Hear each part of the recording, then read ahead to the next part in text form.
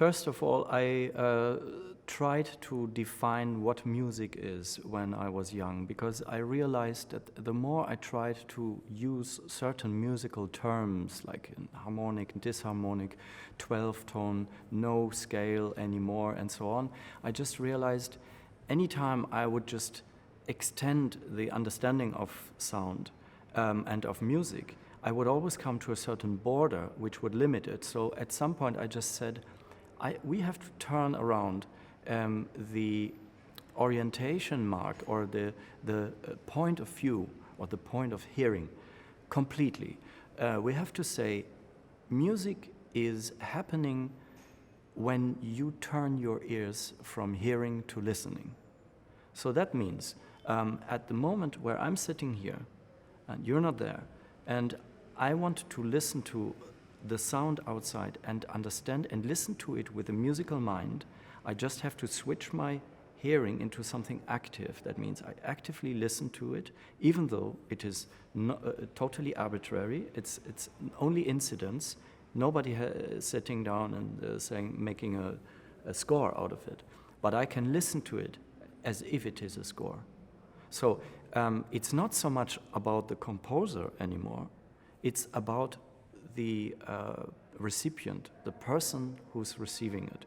That's also what I think is the most important understanding, and maybe also a new social way of understanding what art actually does. The artist creates something, but that is not the complete artwork. The complete artwork is the position in between the artist and the recipient. That's why when you show one artwork or you perform one concert, you actually have 600 or whoever the amount of people is there, 600 different concerts.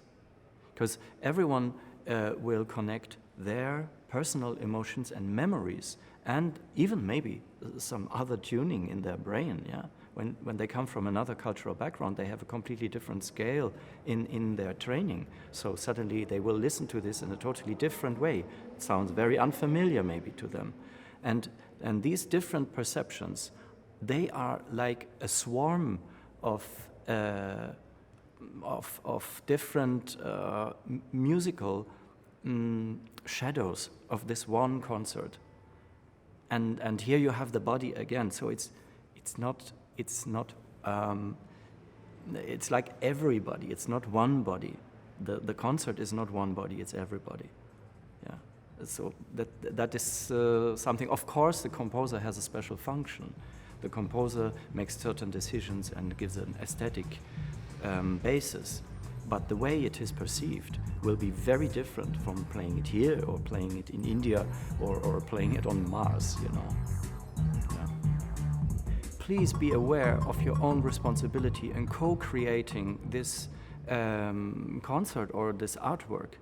Don't go there as if you were like putting on the TV and you would change the channel or something. Just go there and be aware that the way that you understand or perceive it is your personal way. And it doesn't matter if you have a lot of knowledge about this music, if you have a long listening experience, or if you have no knowledge at all.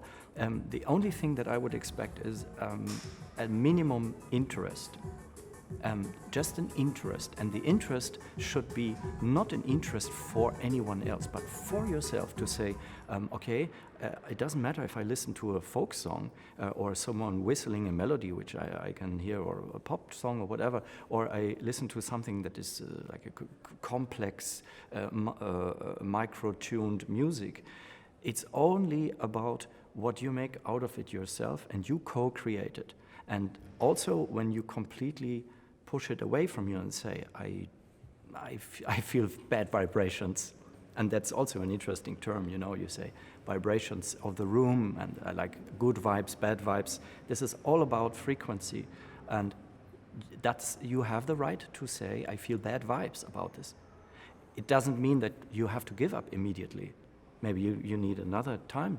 I think for me, the most interesting records and the most interesting music was the one that at the beginning was at least leaving me startled and confused.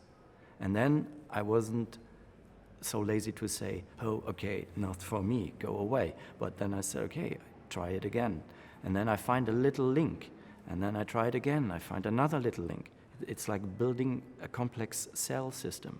You find one link, another link, they connect, you find another link. It's like when you start to dig into music history and music creation, you find a link here and there, and then you find connections, and it gets more and more complex. In the end, you have built yourself some kind of a, what's this thing called with the many plateaus, you know, mille plateaux. You have created a rhizome or a nervous system. I would rather call it a nervous system, which is the brain itself. So, yeah. So as a listener, you're a constructor, because when you listen, it's active.